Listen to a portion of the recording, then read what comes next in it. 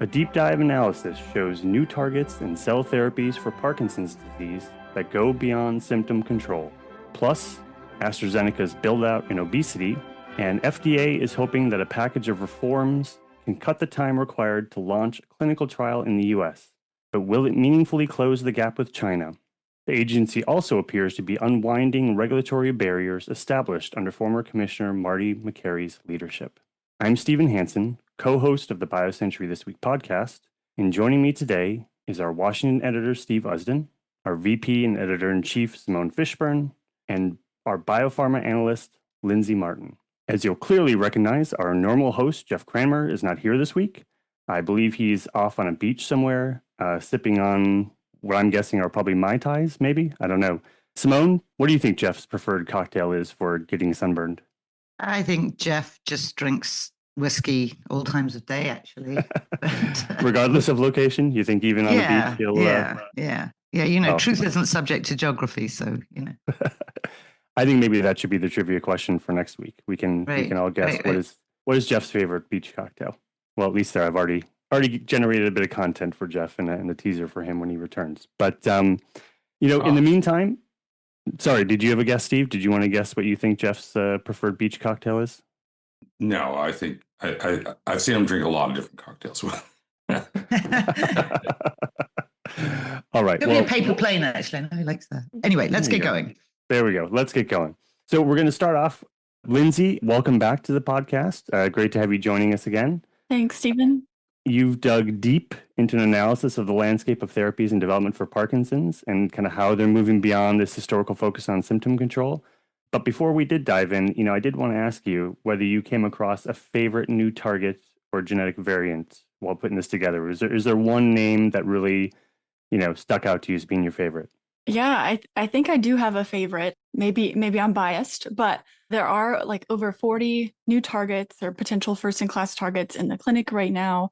A handful of these are genetic targets targeting factors that are rooted in genetic variants that may cause overactivation of kinases and things like that lead to accumulation or aggregation of alpha-synuclein, which is really the key driver of Parkinson's disease, is having these excess misfolded toxic proteins.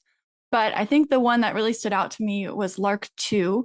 And this kinase has had a bit of a troubled past, I guess you could say, in that this month it has seen another failure. In May, Biogen and Denali announced a phase 2b miss for LRRK2 in their LUMA study. But this study included Parkinson's all-comers, so not just patients with the genetic variant. And I think the target still holds out hope in that there are still patients that this target could really work for potentially. And some of the other companies that are pursuing this target are pursuing ways to enrich the target population or the patient population to better achieve sufficient targeting. And I think that some of those strategies might play out. So Lindsay, break this down a little bit, because LRRK2, also a good name, LRRK2, has been around in Parkinson's for a while. And, obviously because we've got clinical data coming out. So just sort of for those who are not in the field, or refreshers maybe for those who are peripheral in the field, explain how this kinase works and how that relates to the pathology. I think it's still not clear to me why it's taken until now, like what's gone wrong and what's different now. Is it like a segmenting of the population that is the reason you're still bullish? You're still buying LRRK2, as it were, in terms of your target stock picks. Yeah. I think so. The target itself is a kinase. Well, it really has three functions, but the main function of the protein is its kinase function. And that leads to, or patients that have LRRK2 genetic variants end up having overactive kinase signaling. And this leads to excess phosphorylation of the kinase's downstream target, which is RAB GTPases. And then this impairs the brain's ability to clear waste. And that itself can lead to accumulation of the alpha-synuclein and like toxic aggregation. So having this genetic variant really just predisposes the patients to having an inability to clear waste in the brain, and that leads to the downstream effects. really the thing now is having patient stratification will be a key in order to see a difference, right? So like previous trials that have looked at all comers had patients with and without the genetic variant. And then other strategies that I'm more optimistic about are enriching for patients that have the genetic variant, or go one step further, identifying patients that maybe don't have the genetic variant, but have a similar genetic profile to those that do have the genetic variant.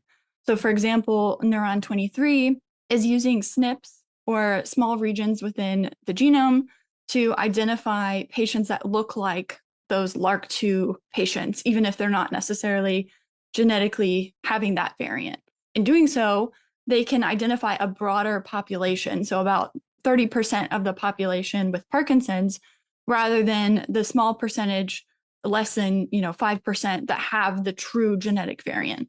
And so I think now being able to enrich for patients that maybe don't necessarily have the genetic variant but could still be treated well by this type of therapy is a more powerful move. And so that's why I'm more optimistic about the target now. One more quick question on this. So, with this particular mutation, first of all, do you see early onset Parkinson's, or is it something that accumulates, the damage accumulates over time, which is there sort of an age component to this? And then the SNPs, you talk about the profile even in patients who don't have LRRK mutations. So maybe you could talk a little bit about how that pathology looks and if that's being used to segregate patients or stratify, it's a better word for patients. Yeah. So your first question, can this be used in early onset Parkinson's? No, that's not actually. I'm sort of saying why, you have the mutation from birth, right? It's a congenital mutation rather than one that's acquired, I assume. Right. And so is it that the accumulation of toxins sort of, happens over decades and it's sort of in your later years, or are there other factors that sort of trigger this as people get older? I see. Okay. Yeah. So in patients that do have the genetic variant and then the overactivity of the kinase itself is what starts to trigger Parkinson's disease. So these patients have like genetic variant driven Parkinson's. In patients that are, say, idiopathic, so not necessarily they have a specific genetic variant, it could be a variety of factors that eventually lead to them having Parkinson's.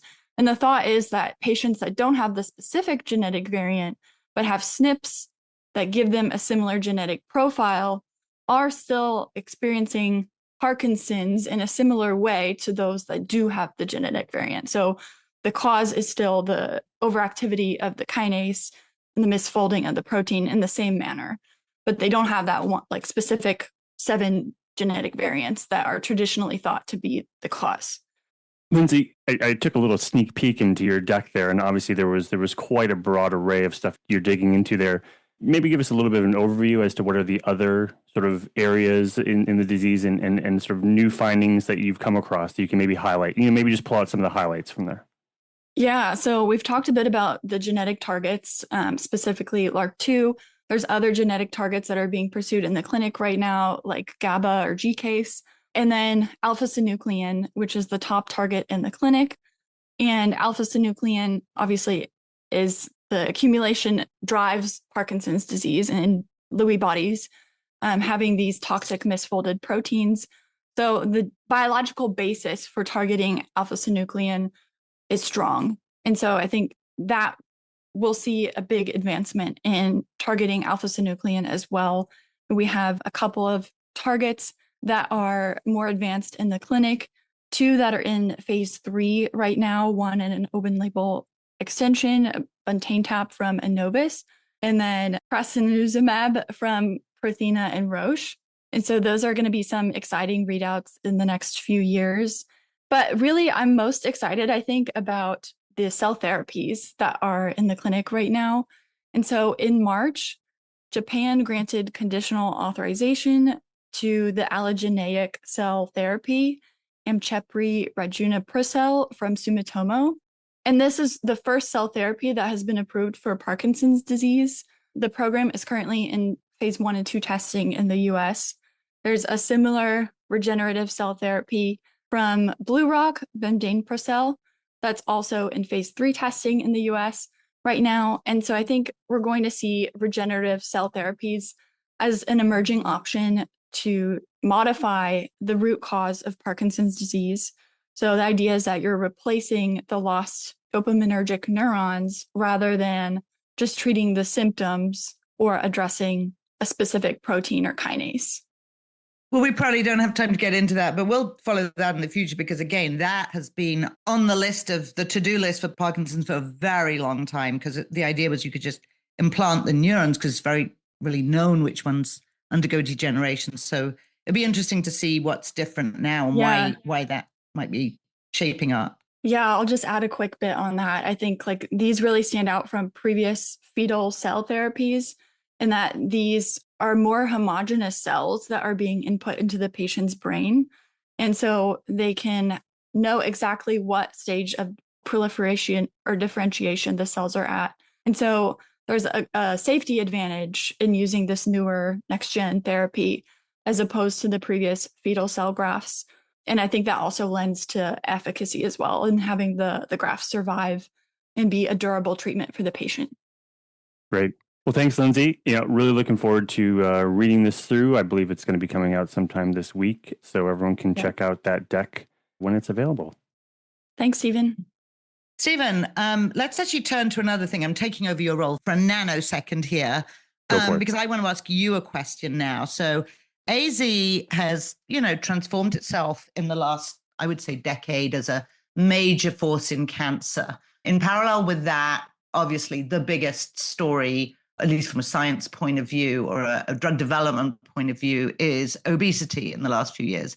Now those two forces are combining. So what's going on with AZ and building a footprint in obesity? Talk us through that.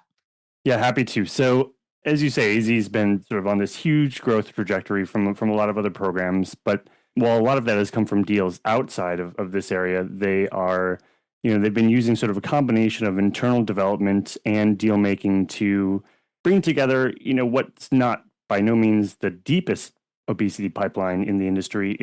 They basically are getting a footprint in kind of each of the major sort of trending areas there. One thing people might not remember is that AZ is actually no stranger to GLP-1s, as they actually had the world's first once-weekly GLP-1 agonist, Bydureon, if you remember that from years ago. That used to be originally an amylin program, but it was only in type 2 diabetes. It really didn't have the efficacy to kind of be pursued in obesity. They still have that sort of history there. And basically, they've kind of picked up that mantle again and kind of are now carrying it forward with, a clinical pipeline that, is led by elecoglipron, which is their small molecule GLP-1 agonist that had phase 2b data presented at ADA this past month. And that's one they licensed in from Echogene, a Chinese company, several years ago. So that's now moving into phase 3 later this year. And behind that, they have 4 other clinical programs. So these span from AZD6234, their amylin receptor program, AZD9550, which is a GLP-1 glucagon dual agonist. AZ also spent, I think, around $1.2 billion earlier this year to get rights to a GLP-1 GIP receptor dual agonist. But the one that I'm really kind of I think most excited to see data for is a activin inhibitor program that they acquired via their takeout of Six Peaks a couple years ago. So this is a subcutaneous antibody targeting the activin pathway, and just from a sort of quality weight loss perspective, this is one of those targets that potentially ideally, is suited for, for not only delivering weight loss, but this high quality weight loss, because you have both hitting ALK7, which is reducing lipolysis and taking down sort of fat selective weight loss. But then at the same time, you're activating the myostatin pathway, so you're building muscle in the same way. So, in talking to AZ, I think this was one of the programs that they were most excited about. And, they were kind of outlining how they think they could potentially hit 10% weight loss as monotherapy with this, where if you think about 10% weight loss as a standalone monotherapy, that's pretty much in line with what we're seeing with most of the small molecule GLP-1s. It's in line with some of the amylin programs as well. And so while the activins pathway had really kind of been thought about as really something that would be added on top of a GLP-1 to try and make the quality of the weight loss better, I'm just wondering whether there's the potential for this just as a monotherapy as well. I mean, Stephen, is it a different patient population, or is it still obese patients, or is it a subset? As you say, the population is so huge. Right. Certainly, if you get 1%, let alone 10%, Nope. you can do some significant business there. Yeah, it's a great point. And I think that's what, if you look at AZ's sort of decision making around how they've selected their pipeline, I think it really reflects that, what I think is that coming segmentation of the obesity market. So you have the oral therapy for patients that just want an oral, that don't want to do the injectable. You have sort of they're going to be testing their dual agonists in combination with their amylin program, which could potentially drive, much higher weight loss. So that's for the highly obese patient segment population. And then you have something like the activin, pathway program, AZD1043, where that's probably really targeted at a more elderly, frail population that might have more risk of sarcopenia or these sorts of things. And each of these are on their own still huge markets. But, I think what we're seeing now is, as these different targets can be segmented out towards different subpopulations of obesity patients. And I think AZ is really sort of trying to identify what those are and then develop therapies that can go after each of them. So lots of data that should be coming in the next sort of year or so from this pipeline. And, I think they're very much going to be trying to compete. As I said, they don't have the same depth that a Lilly or Novo does, but, they obviously have the commercial wherewithal to compete with them. And from the sounds of it, they're spending on manufacturing as well. So I think they're hoping that they'll be able to scale up and compete commercially there too. Yeah, it looks like it's still going to be an area that has a lot to give us in the next few years, certainly in terms of coverage. I think that's right. Yeah. Keep everyone posted, but that story should be coming out later this week as well. So you can check it out at biocentury.com. Let's go to a break and we'll be right back. This episode of BioCentury This Week is brought to you by the second BioCentury Grand Rounds Europe in Amsterdam, September 23rd to 25th. The second edition of BioCentury Grand Rounds Europe convenes the leaders shaping the future of biopharma. This time we meet in Amsterdam, September 23rd to 25th, gathering academic innovators, biotech CEOs, pharma R&D leaders and investors to debate the translational science that will define the next decade. Grand Rounds Europe focuses on what matters most: breakthrough biology, transformative technologies, and how to make early-stage R&D investable. Grand Rounds is where rigorous science meets real-world execution. Join BioCentury and regional host chairs Forbion and BGV and take a deep dive on translational opportunities in the Benelux region. BioCentury Grand Rounds Europe, where discovery moves toward impact. Register at biocenturygramrounds.com. Welcome back to BioCentury This Week. I think we need to maybe go to Washington and to Steve. Maybe we can start by talking about your 3-part analysis of FDA's Operation TrialBlazer, which is the agency's attempt to reform and accelerate the conduct of clinical trials in the U.S. So, Steve, can you fill us in on what is Operation TrialBlazer and how it compares to getting a trial up and running in China? Yeah, so first, Operation TrialBlazer is not just FDA. It's an all of HHS plan, but the most salient and certainly the most well-articulated parts of it are at FDA. Basically, it's a package of incremental reforms that taken together will slash the time required to launch a clinical trial in the United States if everything is executed according to plan. The timeline, in the best case scenario, in the United States to launch a phase 1 trial would decrease to about 15 months.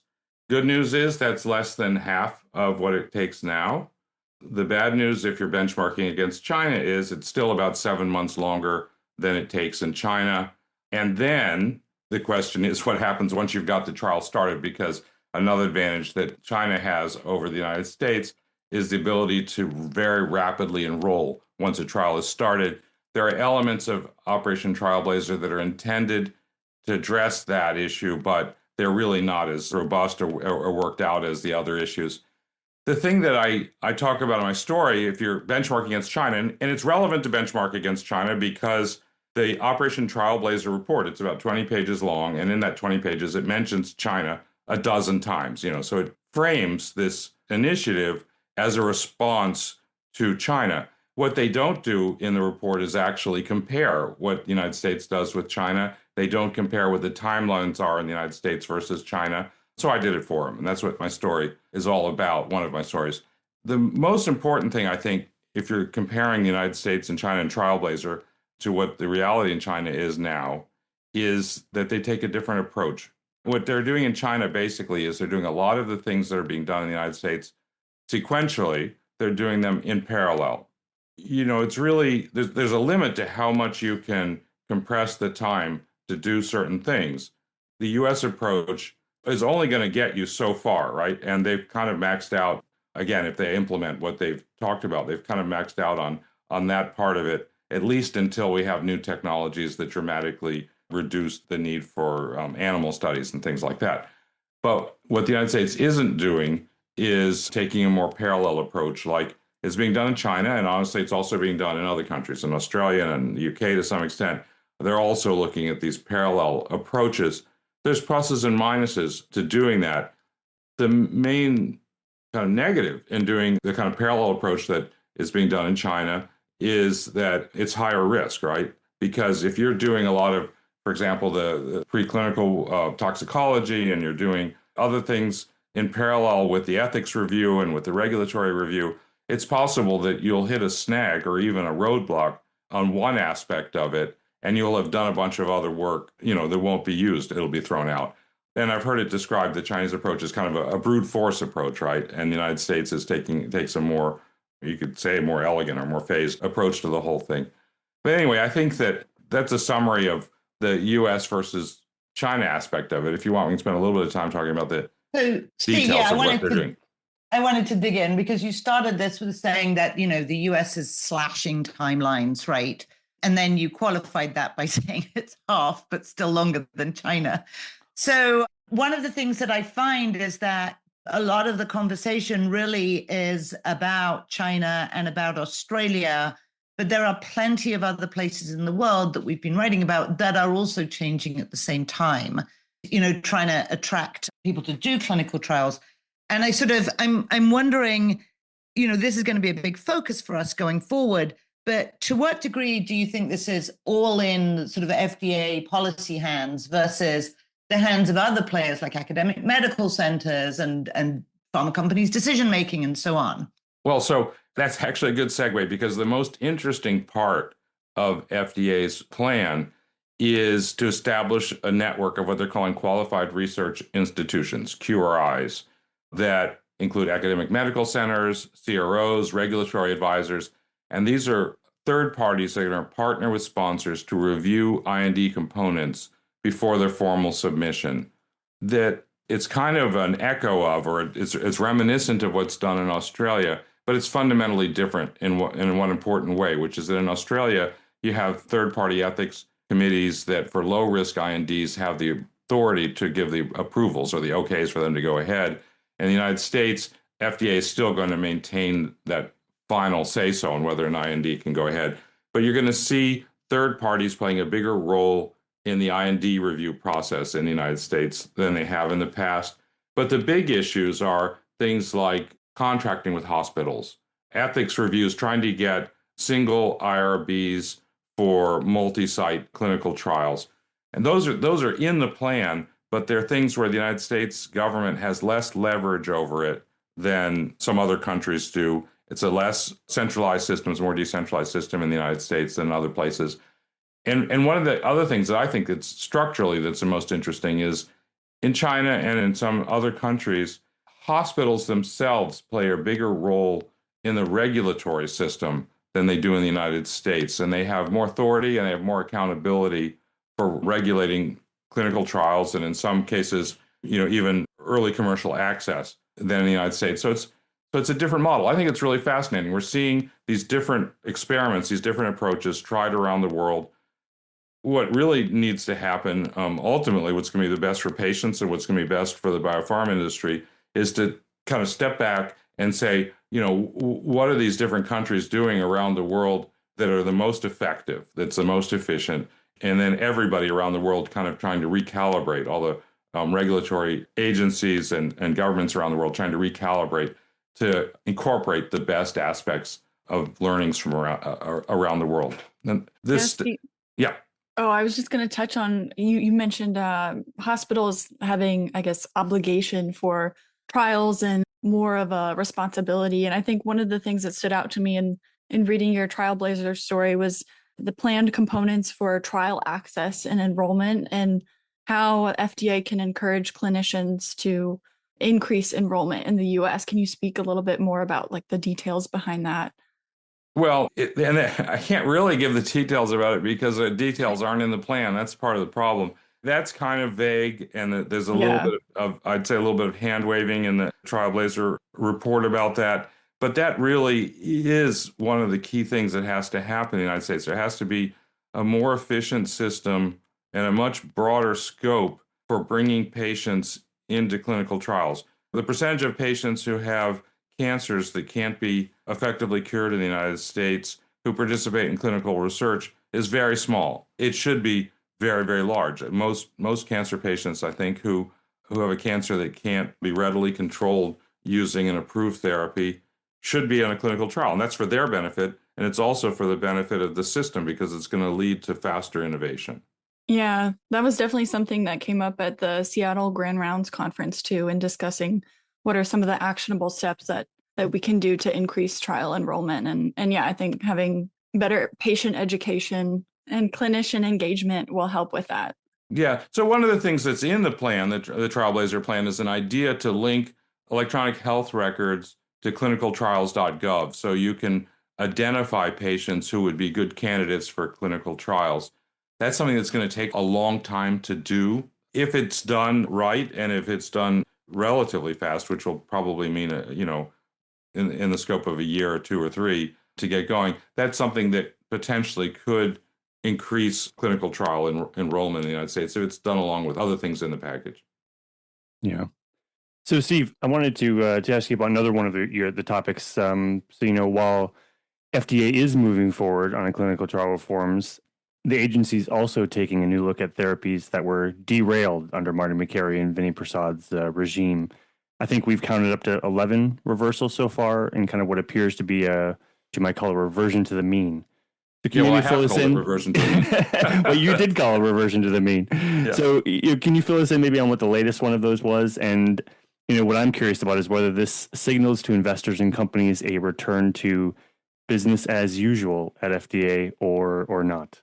So yeah, so I had a story last week. I totted up 11 products. They're not all products that have received approvals, but they're all products that either had a complete response letter or some other kind of setback that the company announced from advice from the path that they were on prior to Makary and Prasad, and now they seem to be back onto a more normal path. It's unlikely that every single one of them is going to get approved, but probably a lot of them are going to be. The most recent one was REGENXBIO's therapy for MPS 2. That's a very rare neurodegenerative disease.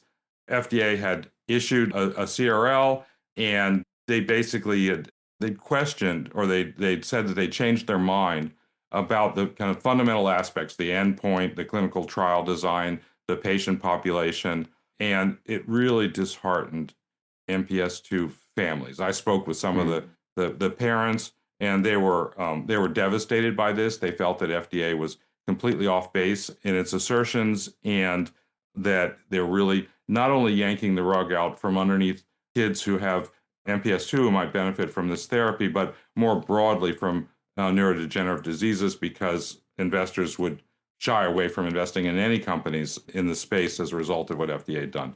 So now FDA has reversed its position. According to a statement from the company, they're allowing the submission to proceed along the lines that it had been prior to Makary and Prasad. So we'll see what happens, but this is something that the parents and other companies are watching really closely because it'll say a lot about whether, for example, FDA is willing to accept external natural history controls in these very rare diseases. It's going to say whether it's going to go back on track to honor the commitments that it had made earlier in the development program.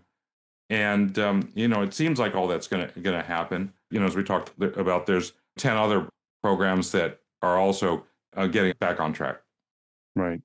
So, I mean, all of this is happening under a sort of an interim leadership, correct, at FDA.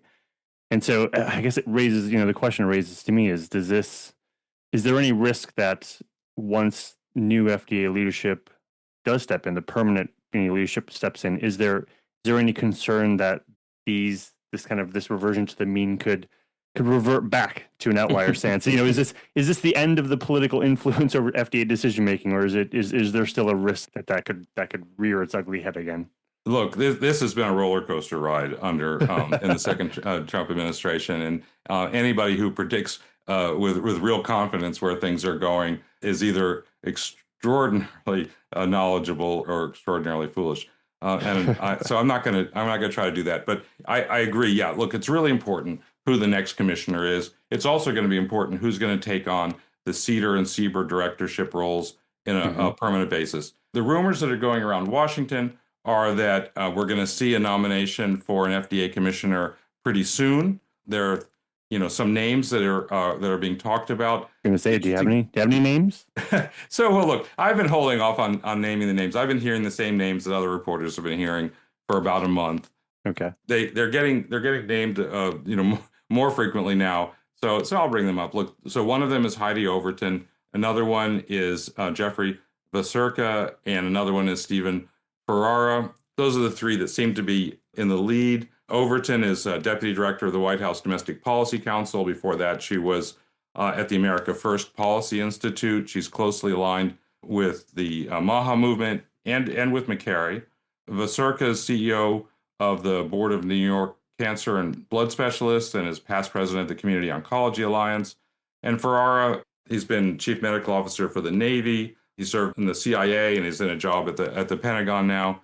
None of the three of them are traditional candidates for the job. They don't have the experience. Didn't sound like they have the same resumes of maybe past commissioners. No, they don't. So it's not really clear what they would do. I think that any one of them, if they get confirmed, is likely to be under more control from downtown, from HHS, particularly from Chris Klump, who's effectively running HHS now, than Makary was. I think that the Trump 2 administration has kind of learned its lesson. It doesn't really want to see bold, media, especially high-profile media moves from the FDA commissioner going forward. But we don't know what any one of these three really would do, what their attitudes would be. And again, I think that the critical thing, since none of them have deep experience at FDA, none of them have deep experience with the regulatory system, if any one of the three of these is nominated and confirmed, the really critical thing is going to be who's running CBER and CDER. And I think we're going to find out all at once. I think the slate is going to be announced all at once, and it could be as soon as this week. Yeah. Interesting. Well, I'm sure you'll be keeping abreast of the rumor mill, Steve, as the week progresses. So you can look out for that. Otherwise, really fascinating. Thanks, Steve. You can find all of those stories on FDA reforms and renewed regulatory decisions at biocentury.com. I think that is all that we have time for today. Before you go, don't miss our latest BioCentury show, in which my colleague Jeff Kramer is in conversation with Hung Rei's Frank Zheng. They go behind the curtain on deals and R&D at China's top biopharma company. Thanks for tuning in. We will see you next week.